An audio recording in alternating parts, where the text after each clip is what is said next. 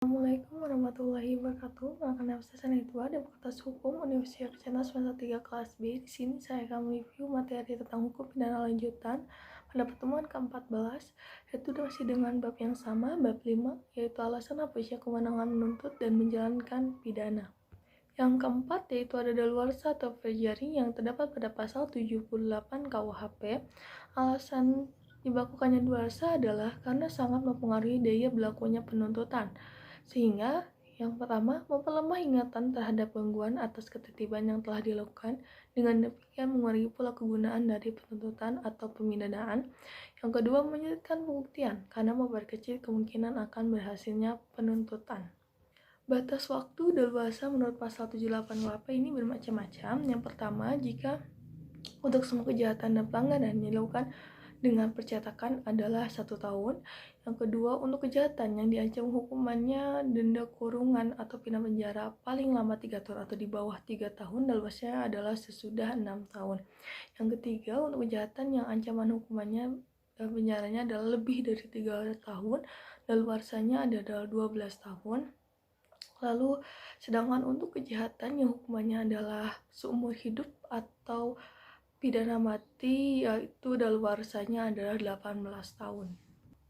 Lalu, alasan atau dasar pertimbangan waktu daluarsa adalah yang pertama, tersangka atau terdakwa yang melarikan diri harus lebih lama dikeluarkan dari penjara dibandingkan orang-orang yang benar-benar menjalankan hukuman. Yang kedua, ingatan orang terhadap kejahatan-kejahatan yang lebih berat akan lama hilangnya.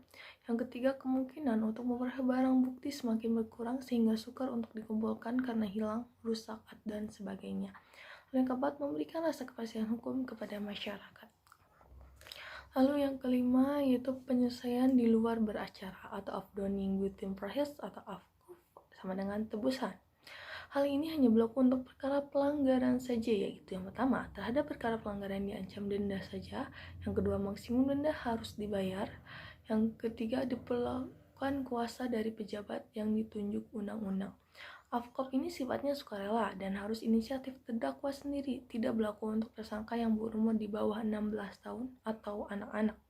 Selain AFCOP, dikenal juga adanya lembaga SKI sama dengan denda damai yang berlaku terhadap pelanggaran dalam tindak pidana dan TP fisikal.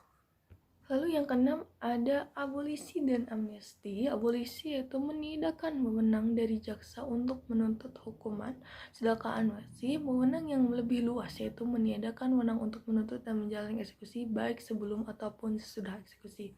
Perbedaannya adalah abolisi hanya menggugurkan penuntutan terhadap mereka yang belum dihukum, sedangkan amnesti menghentikan penuntutan dan menjalankan pidana semua akibat hukum sebelum dan sesudah tuntutan dihapuskan. Lalu alasan gugurnya hak untuk melaksanakan hukuman dalam KUHP, matinya terpidana pasal 83, daluarsa pasal 84 hingga 85. Di luar KUHP ada amnesti dan grasi. Sekian dari saya, mohon maaf karena banyak kurang. Wabillahi taufiq. Assalamualaikum warahmatullahi wabarakatuh.